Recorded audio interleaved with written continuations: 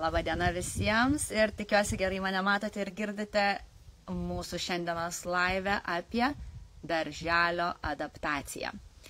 Taigi, matau, kad laivas jau prasidėjo ir pažiūrėkime, šiandieną turiu live viešnią, su kuria kalbėsimės labai realiai apie darželio adaptaciją. Ir tikriausiai jau matėte, kad šiandien su manimi bus Miglė, todėl mes ją taip pat ir pakviesime. Kur mūsų Miglė? Labas, Miglė. Ir šiandieną mūsų laivas bus tikrai labai ypatingas, nes mes su Miglė esam dviese. Ir Miglė šiandieną ne viena, netgi laive, ir su labai smagia kompanija. Šiandien mes kalbam apie darželio adaptaciją. Taigi, jūsų visi klausimai apie darželį, jeigu ruošiatės darželiui arba jeigu keičiate darželį, viską būtinai rašykite, klauskite ir kalbėsime apie tai tikrai išsamei ir atsakysime visus klausimus.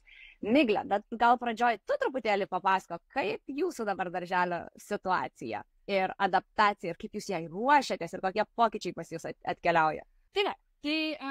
Emos adaptacija prasidėjo, kai buvo be mėnesių 3 metai. Ir, kaip minėjau, buvo tokia ganėtinai standartinė, 2 savaitės buvo tikrai sunkios, buvo nenoro, buvo ašaryčių, prašydavo pasilikti, pabūti ir taip toliau.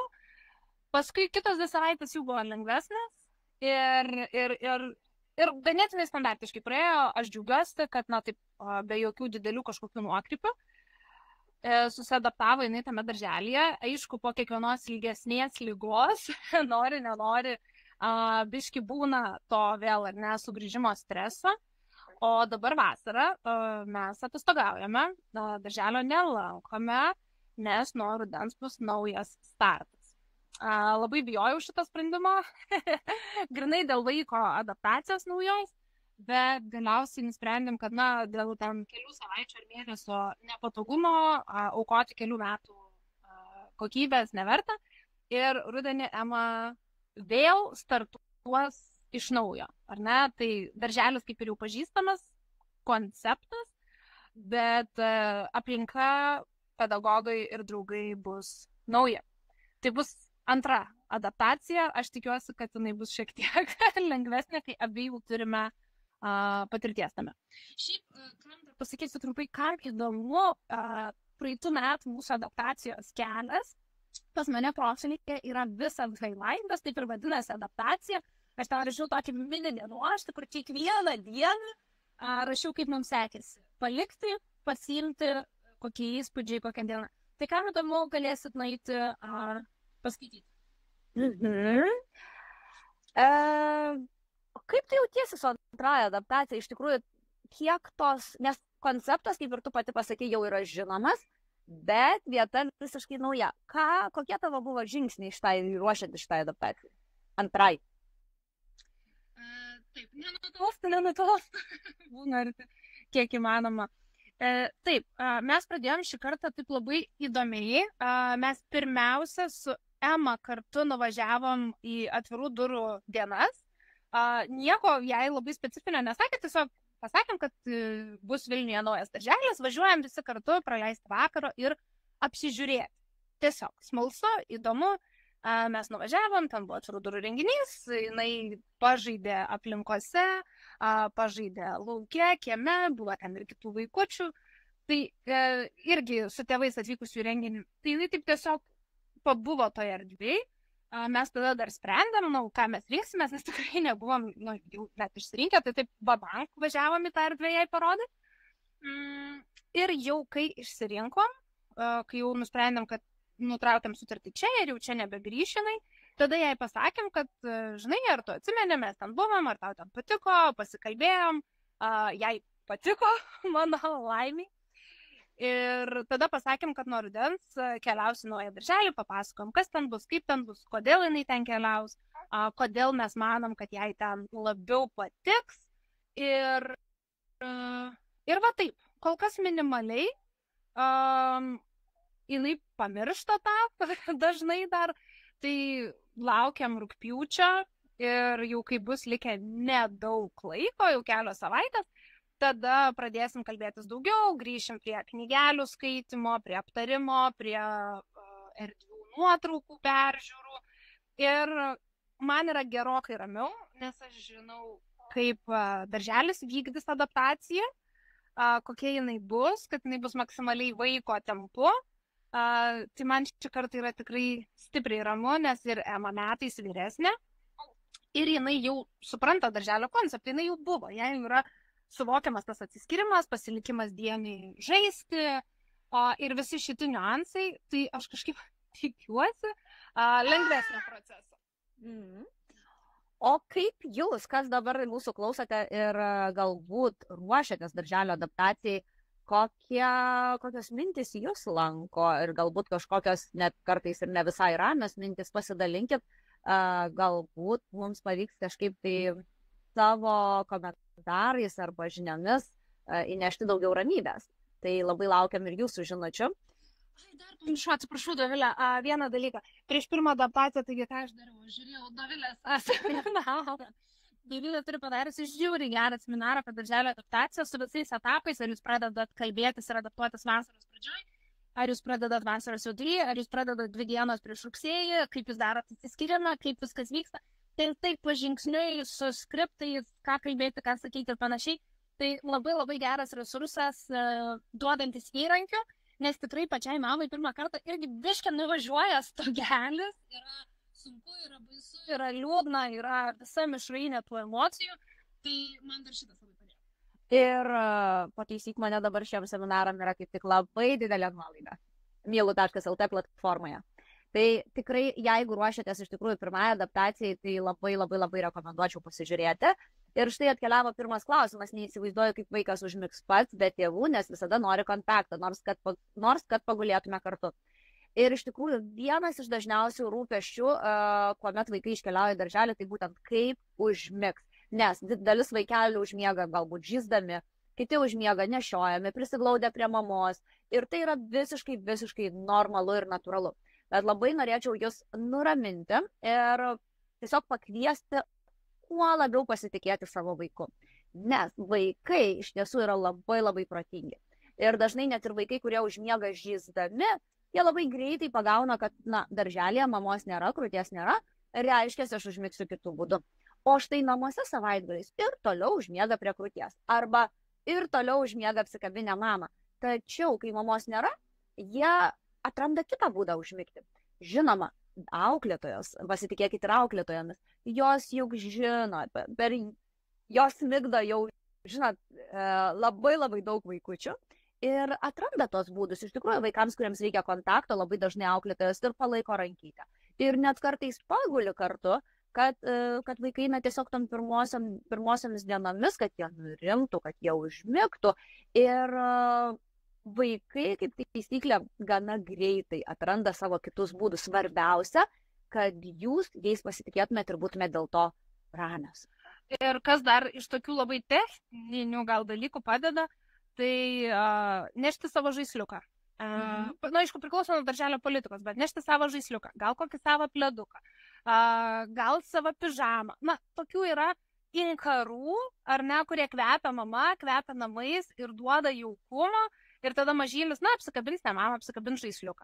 Dabar vasarą, kol laukiat, kol pratinatės, kai einat miegot, neškitės tą žaisliuką ir apsikabinkit su juo 3, kai migdotės, ar ne? Jau įtraukit, net ir nieko nesakydami apie tą darželį ir kad čia tas žaislas eis kažkur su jumis, bet tiesiog jau pradėkit kurti tuos inkarus, tuos tokius ritualus, kurie bus taikomi darželį, ar ne, taip biškai paprognozuojam į priekį, kad vaikas jau dabar apsiprastų ir tai jau taptų jo rutinos dalimi.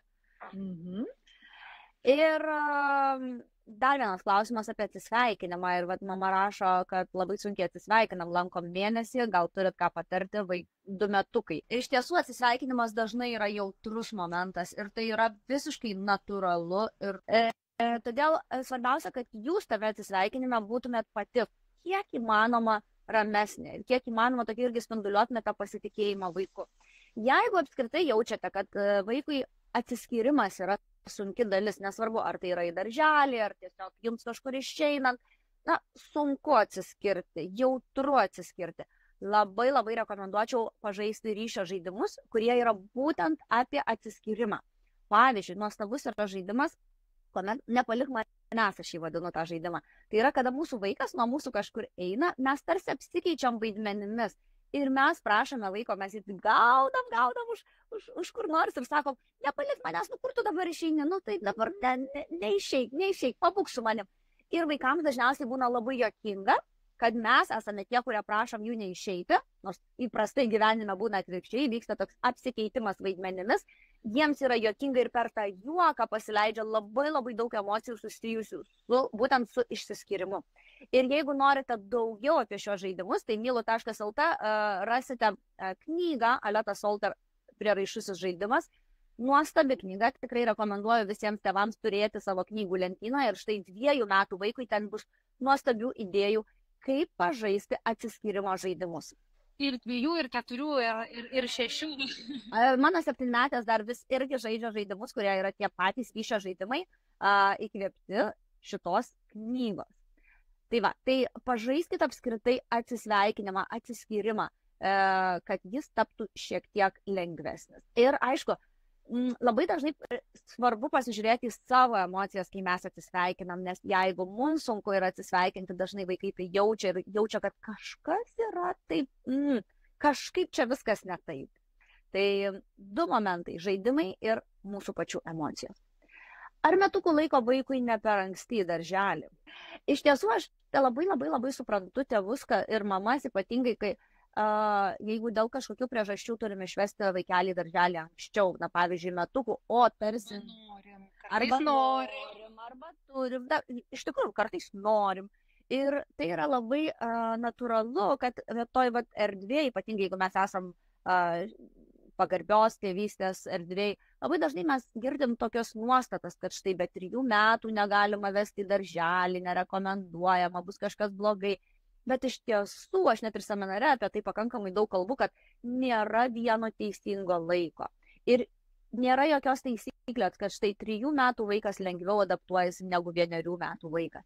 Viskas priklauso nuo jūsų būsenos ir viskas priklauso nuo vaiko. Ir aišku, mes dar, ypatingai jeigu mes norim vesti į darželį, bet tai nėra mums būtina, mes labai dažnai dar turim ir tokią prabangą pabandyti, pamėginti, galbūt išvesti į pusdienio darželį, pasižiūrėti, kaip vaikas jaučiasi atsiskirdamas. Ir jeigu vaikas jaučiasi gerai, aš nematyčiau jokių priežasčių, kodėl metai galėtų būti per anksti ar kažkaip netinkamas laikas. Tai va. Judam toliau ir man vis pabėga klausimai. Nenoriu nieko praleisti, bet aišku, dabar taip, gerai, radau, ar metukai ne per anksti. Rugsėjai dukrai bus metai ir 8 mėnesiai, turėtų pradėti lankyti darželį. Tačiau 1-2 spalio savaitės turime išvykti. Ar išvyka nesutrikdys adaptacijos, ar geriau pradėti eiti į darželį spalio viduryje? Taip, rugsėjį pradėsite ir spalį išvyksite. Iš tiesų, jeigu tai yra visuotinė adaptacija ir tai yra 1 lankymas, tai rugsėjis apskritai būna toks ganėtinai emocingas mėnuo. Nes visi vaikučiai pratinasi, visi vaikučiai turi daug emocijų. Ir daugelis darželių, netgi adaptacija, jeigu adaptuojasi visa grupė naujai, jie daro vadinamą skaidytą adaptaciją. Ką tai reiškia, kad viena grupė vaikų adaptuojasi, pavyzdžiui, 1 rugsėjo savaitę, kita grupė vaikų ateina, prisijungia 2 rugsėjo savaitę, dar dalis prisijungia galbūt 3 rugsėjo savaitę. Tai labai, sakyčiau, verta išsiaiškinti su savo darželiu, kaip jie vykdo adaptaciją. Ir jeigu ta adaptacija yra tokia palaipsninė, tai netgi galbūt verta iš tikrųjų pradėti adaptaciją po kelionės, nes tiesiog jau kiti vaikučiai bus adaptavęs, jau bus pati nuotaika darželio grupėje gerokai ramesnė. Tai aš sakyčiau, kad jeigu tokia galimybė yra, aš bent jau rinkčiausi vesti po išvykos. Tada, kada jau visi kiti pasiadaptavę šiek tiek. Ir tikrai nereikia bijoti, kad jie per 1 mėnesį susidraugaus ir ten kažkas, tai tikrai ne apie tai, metai ir 8 mėnesiai, mes dar vis kalbame apie svarbiausią dalyką darželėje, ne apie draugus, bet apie ryšį su auklėtoja. Dėl to, kad tokio amžiaus vaikai jie pezga ryšį pirmiausia su suaugusiu žmogumi. Tai tas, kad auklėtojas turės laisvesnės rankas, bus kaip tik didelis pliusas. Taip. kaip paruošti dvynius išsiskyrimui į skirtingas grupės. 4-metės eis į paruošiamą mokyklą, kur kaip darželis, kai pradeda lankyti 4 metų, rekomendacija pradžioje dvynius išskirti į skirtingą grupę. Tai iš karto pasakysiu, kad mano dukros eina į skirtingas mokyklos klases, nes jis iš darželį jos ėjo į vieną grupę, bet mokykloje 6 skiriame į atskiras grupės. Ir paruošimas yra, mano galva, tikrai toks, kai kuriems dalykams mes paruošti iki galo negalim, nes kad ir kiek mes kalbėtumėm vaikams, jie iš tikrųjų nežino, kaip tai atrodys, kai jos bus atskirose grupėse. Tai būtinai pakalbėkit apie tai, būtinai papasakokit, kad jos bus atskirai, kada jos susitiks, kokia bus eiga darželyje, ar čia mokyklėlė jau turbūt skaitosi. Tai kokia bus eiga mokykloje, galbūt jos per pertraukas galės viena su kita susitikti, galbūt susitiks po mokyklos, kad jiems būtų labai aišku, kokia yra eiga. Kaip tas išėjimas į atskiras klases bus. Ir nusiteikite, kad jeigu anksčiau nepraktikavot dvynių išskyrimo, kad pabūtų po vieną, atsakysim, po vieną palikti pas močiutę arba po vieną išvažiuoti kartu su jumis, gali būti tikrai daug emocijų.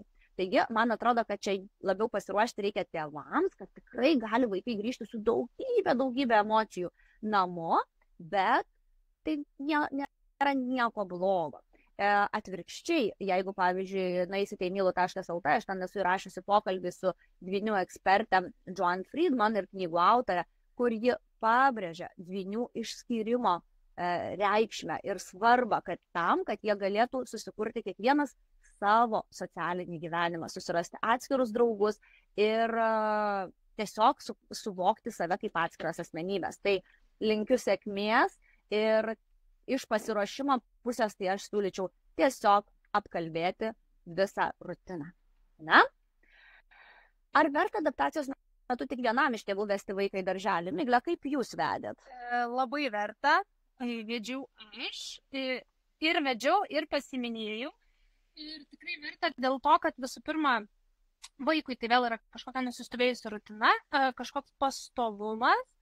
Ir verta dėl to, kad auklėtojas, tada mes mato tas pats žmogus ryte, tas pats žmogus vakare, irgi lengviau, greičiau užsimezga ryšys su pedagogais, kas irgi yra labai svarbu, tėvų ryšys su pedagogais, kad vaikai matytų, kad tėvai pasitikė, kad džiugiai bendrauja, ar ne, kad noriai bendrauja. Ir yra labai lengva tada monitorinti tą procesą, kaip sekasi. Mes matom ryte, mes matom vakare, mes pasikalbam su auklėtoju ryte, pasikalbam vakare. Nėra kažkokių tokių atotrukių tarp informacijos vaikščiojimų. Tai jeigu tik išeina 2 savaitės, mėnesį, idealu yra vežti vienam.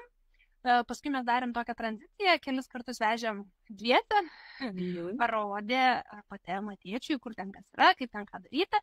Ir paskui jau vežiau drąsiai ir tėtės, o paskui jau prasidėjo belekas. Kas gali, tas veža ir jau nebėra kažkokių problemų. Vienintelis, kas pas mus buvo svarbu, tai perspėti, kas pasiims, jeigu pasiims kitas. Nes dažnai pas mus yra tas lūkestis, kad kas nuvežė, to ir tikėsi vakare ir pamato tarp durų ne tą ir jau žiūrėk, antrumėlis. Tai va, tai verta. Tikrai verta. Ir man atrodo dar vienas klausimas, kur prašysiu tavęs pakomentuoti, darželio keitimas, 2 metai ir 4 mėnesiai, dabartinis darželis labai mėgiamas ir prisirišusi prie draugų, kaip pateikti kitą darželį ir kaip paaiškinti, kas čia bus, ar čia bus kitas darželis ir panašiai. Galbūt tu jau turi kažkokį skriptą paruošti. Skriptą neturiu. Kaip ir minėjau, mūsų atveju mes keitėm, negražu gal taip sakyti, į geresnį. Tai labai tarsi lengva parduoti, kai sakai, kad ten bus va to, bus to, tas bus kitaip, anas bus kitaip, kas žinai, kad yra pliusai tavo vaikui. Tai šituo atveju, nežinau, aš laikausi tokios politikos, kad mes kalbam tiesiai su vaiku ir nemeluojam ir sakom, jeigu, pavyzdžiui, tai yra dėl persikraustimo, mes sakom, žiūrėk, mes dabar gyvensim naujoj vietoj, naujas darželis mums yra arčiau ir tu žinok, dėl to, kad mums bus greičiau ir trumpiau važiuoti, mes vakarą turėsim daugiau laiko žaidimų. Pavyzdžiui, čia visiškai gali būti labai geras argumentas ir didelė pridėtinė vertė, nes vaikui va bus taip. Tai tiesiog surasti tą savo argumentą ir surasti tas kelias pridėtinės vertės, kelis pliusus, jeigu žinote, kad bus galimybė bendrauti su senojo darželio vaikais, lygiai taip pat galim pasakyti, kad tavo draugai liks, tu galėsi juos pasikviesti ar į svečius, ar į kiemą, ar susitikti ten kokią aikštelį, ar nežinau, ten pasenelius būnant, na, jeigu kažkas toks scenarijus, ar ne? Tai tiesiog kalbėtis ir ieškotis pliusų, kaip tą naują darželį parduotam vaikui. Bet žinai, pavyzdžiui, mes keitėm darželį, buvo mano dukrom 4, vyresnė, 4 su šiek tiek. Ir mes keitėm iš privataus į valstybinį, kas man buvo tikrai labai toksai, moraliai, aišku, buvo sunku, tarsi, jeigu sakai, keitėm į geresnį, tai mes teoriškai keitėm į blogesnį, kas buvo visiškai neblogesnis variantas pasirodė. Ir mes irgi, pavyzdžiui, dukroms labai atvirai pasakėm, kad mes keičiam todėl, kad tas darželis yra privatus ir tai yra brangu ir kad mes dabar galėsim išvažiuoti dar kartą atostogų per metus, kadangi mes turėsime darželį, kuriame reikia daug mažiau mokėti. Ir kalbant apie draugus, ką tu irgi užsiminiai, tai draugai iš tikrųjų atrodo tuo metu, kad jau draugystės užsimezgė ir panašiai, bet teisybę pasakius, tos draugystės net ir tokiam vyresniam amžiui labai greitai pasimiršo, nes yra nauji draugai naujame darželyje ir tikrai tai nebuvo kažkoks labai didelis stresas. Ir mūsų pagrindinis sales pointas buvo tai, kad naujame darželyje yra supynės. Ir visą laiką galima rasti, kas naujame darželyje yra kitaip, kas labiau vaikui patinka. Tai man irgi labai patinka tavo patarimas, kad atvirai kalbėtis. Na, kaip yra, taip ir sakom, be kažkokių didelių ten potekščių, bet tikrai kalbėtis labai labai atvirai. Gerai, judam toliau. Važylis beveik 11 mėnesių pradeda darželio adaptaciją. Ar geriau, jeigu tai darytų tėtis, nes vis dar maitinamas krūtine, neramu, kad bus per sunku. Išsiskirimas dėl noro prisiglausti ir nusiraminti.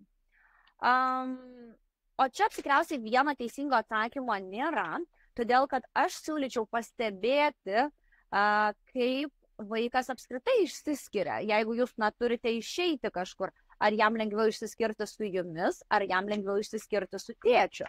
Ir kartais mes galim pastebėti, kad, kaip taisyklė, vaikui, pavyzdžiui, lengviau yra išsiskirti su tėčiu. Tokiu atveju tikrai verta, kad adaptaciją darytų tėtis, o ne mama, nes mes jau iš kitų gyvenimiškų situacijų, pavyzdžiui, palikdami pas močiutę, jau mes matome, kad taip yra lengviau. Tai žinoma, renkamės tą variantą, kuris yra lengvesnis tiek mums, tiek vaikeliui. O Miglė štai ponė pademonstravo, kaip lengvai užsideda bobablis.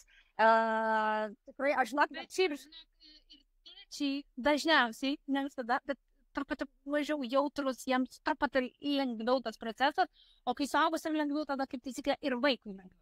Taip. O tu šikrimtai taip lengvai tada nešioklės užsideda? Ok. Aš, kadangi man atrodė visą laiką, kad nešioklės užsideda labai sudėtingai, tai aš jo savo laiku ir nebepanaudojau. Kiek laiko reiktų vesti vaiką tik iki pietų miego, o po to leisti visai dienai? Viskas labai priklauso nuo vaiko ir kaip vaikas adaptuojasi. Aš atsimenu, kai mano dukrų buvo pirmoji adaptacija, tai po keletos dienų jos tiesiog paprašė, kad aš jau noriu likti su draugais miegoti, nes visi eina miegoti, o mane pasiima namo. Tai sekam vaiko ritmu ir stebim, jeigu vaikas gerai jaučiasi, tikrai nėra jokios priežasties pasiiminėti, nes iš tiesų tikroji adaptacija ir įvyksta tada, kada mes jau paliekam visai dienai, nes tada vaikas tiesiog visą tą dieną praeina, visą dienotvarkę prabūna, nes kartais vaikai būna, kad jie tiesiog laukia, ryte mama atvedė, žinau, kad po kelių valandų pasiims, tai jie net nesiadaptuoja, kartais net neįsitraukia į žaidimus dėl to, kad mane jau labai greitai pasiims. Tai visai nebijokite to pietų miego ir tiesiog sekit pagal vaiką, kaip vaikas kokius signalus duoda. Ar tu turi dar komentarų dėl pietų miego? Gerai, darželį pradės mūsų dukra būdama metų ir 2 mėnesių. Kokie pagrindiniai būtų patarimai tokio dar mažo amžiaus vaikui greičiau priprasti prie pasikeitimų? Iš tiesų, kaip aš jau minėjau, kad tikrai adaptacija nepriklauso nuo amžiaus, jinai labiau priklauso nuo vaiko temperamento, nuo vaiko apskritai santykio su išsiskyrimu.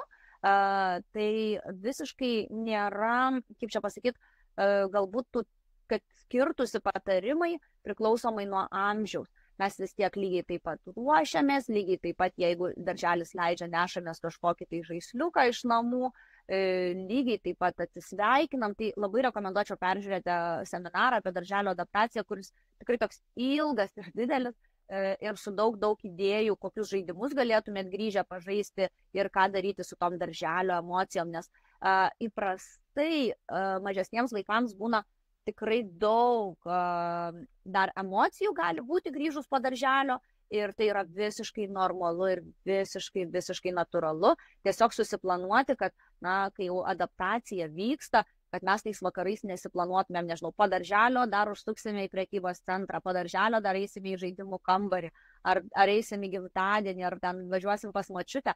Geriau tikrai tokius susiplanuoti labai ramius vakarus ir netgi kartais nenustebti, kad vaikas pajėgs nueiti tik tai iki mašinos ir jau prasidės emocijų išlydis. Arba kartais net nueiti iki mašinos, aš atsimenu, darželį, pamatė mamą, pamatė tėtį ir jau visas emocijas iš karto puola išsipasakoti ir tai yra absoliučiai natūralu ir tai tikrai nėra, kad jūs kažką darote blogai ar kad vaikui nepatinka darželis.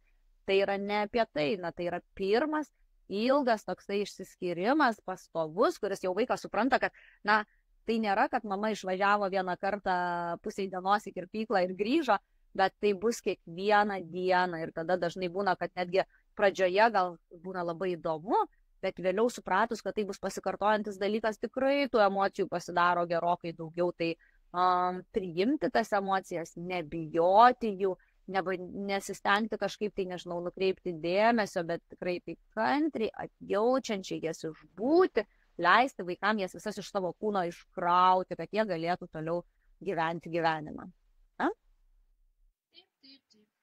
Taip. Aš irgi, žinok, visai nusnauščiau, čia taip visai skaniai sėdi toje nešioklėje ir migdosi. Jei emocijos stiprios paliekant, ar tiesiog kurį laiką nevesti, ar tiesiog prie darželio kalbėti ir vis tiek kasdieną kažkiek nuvesti. Aš manau, kad čia toks kompleksinis turbūt dalykas ir geriausiai jūs pajaučiat, ar tos emocijos yra tokios stiprios, kad tikrai galbūt vaikas yra dar nepasiruošęs atsiskirti, ar tai yra tiesiog atsiskyrimo dalis ir stiprios emocijos, kurios, pavyzdžiui, labai stiprios išsiskiriant, bet vaikas labai greitai nusiramina, įsitraukia į veiklas, jisai darželyje valgo, jisai dalyvauja ir tos emocijos rodo tik tai, kad man tas išsiskyrimo momentas yra nemalonus, jis man yra jautrus. Tuo metu man paskauda, bet po to aš puikiausiai jaučiuosi darželyje. Tai tikrai tai nėra net priežastis nevesti. Aš pirmiausia savaitėm, nes man labai verkdavo stipriai. Taip, krokodiliškai. Aš darydavau patys skausmingiausiai įmanomą dalyką mamai, aš stovėdavau už durų ir laukdavau, kol aš išgirsiu, kad jinai nustoja verkti.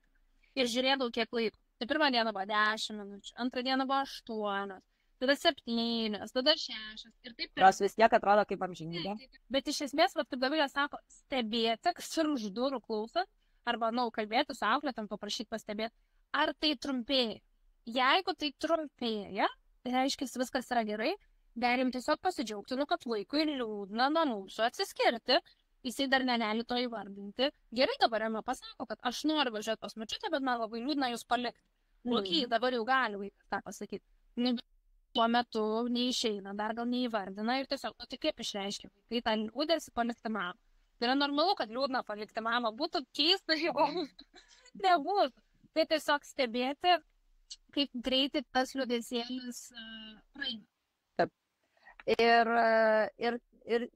vis tiek, man atrodo, vežti, stebėti ir žiūrėti, kaip vaikas jaučiasi pačiam darželį, nes, pavyzdžiui, iš nuotraukų labai matosi, jeigu vaikai laimingi, šypsosi.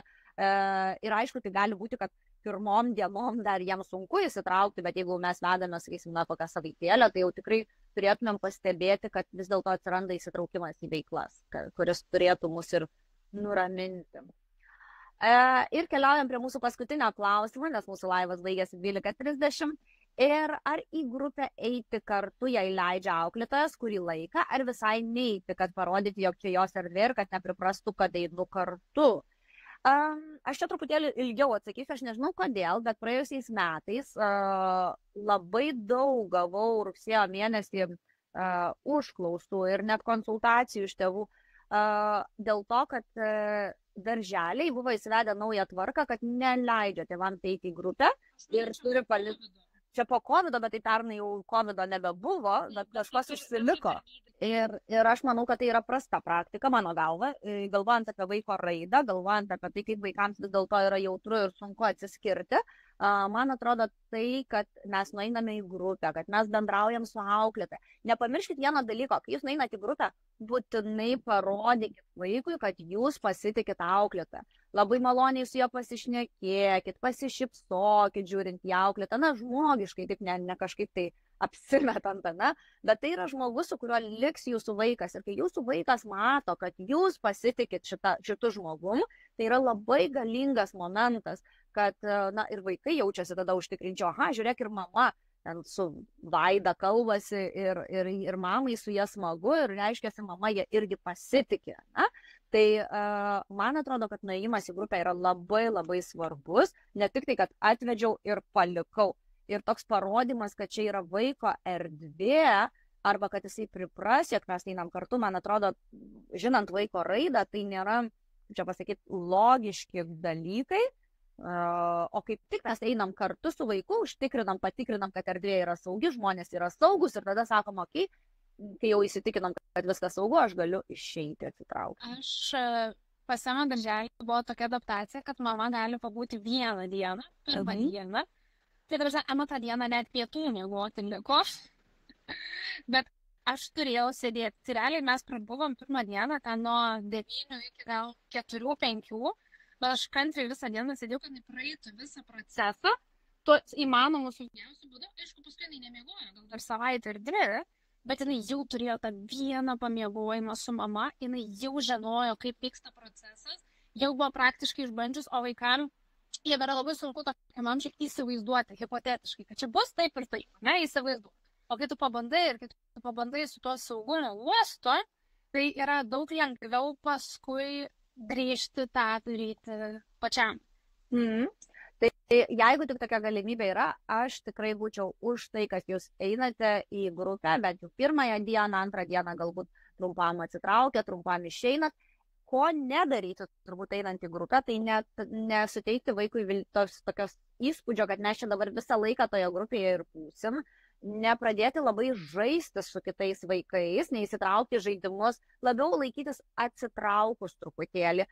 Galbūt pabendraujat su auklėtoja, bet neįsitraukėte žaidimus, kaip pasakėt, minimaliai galbūt įsitraukti, nes tai duoda vaikams tarsi įspūdį, tai čia taip fainai visą laiką ir bus, mama irgi ateis ir kartu su mumis žais, na? Tai mes labiau esam tas saugumas, stebėjimas, nes mūsų labai greitai nebeliks.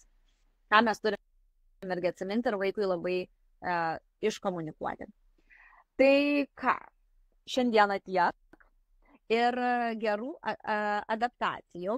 Dar vienas, negaliu šito praleisti. Ar atsisveikinti su vaiku, ar gal geriau dingti nepastebėtai, kol pavyzdžiui auklėtoja nukreipia dėmesį.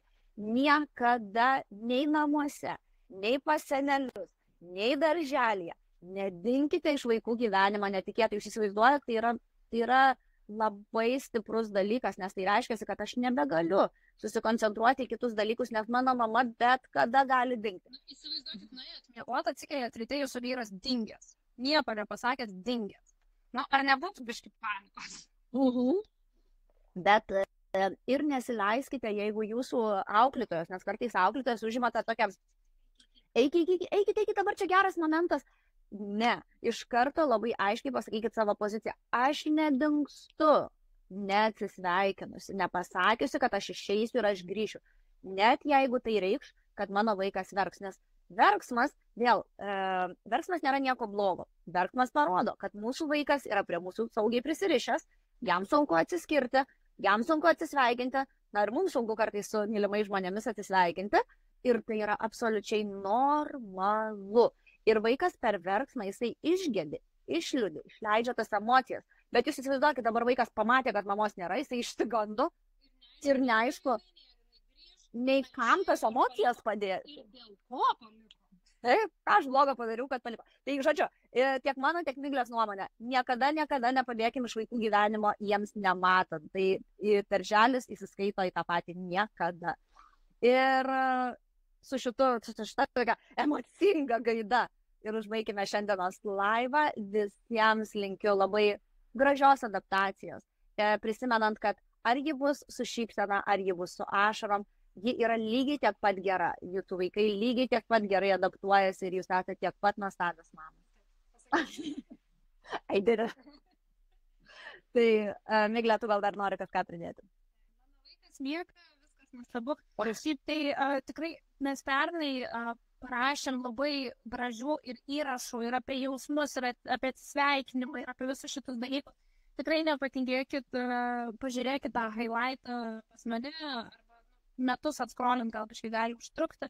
Tai tikrai daug turinio ten jau yra sudėta gero ir maksimalus suportas yra sudėtas į Dovilės seminarą, tai tikrai labai dabar jau labai verta, nes jau dabar galima pradėti kloti pamatus tai lengvesniai kažkiek adaptacijai rudenį. Jo, ir būtent ten seminare daug kalbu apie žaidimus ir žaidimai, bet juos, kada pradedam atsiskyrimo žaidimus žaisti, kiek įmanoma anksčiau, jie tada turi, nes tikrai žaidimas, jisai turi terapinę, didelį terapinį poveikį, bet jam reikia laiko. Tai va čia mes iš karto galime jau pradėti ruoštis tam. Tai ką, gražios vasariškos dienos, gerų adaptacijų ir iki pasimatymo. Ate!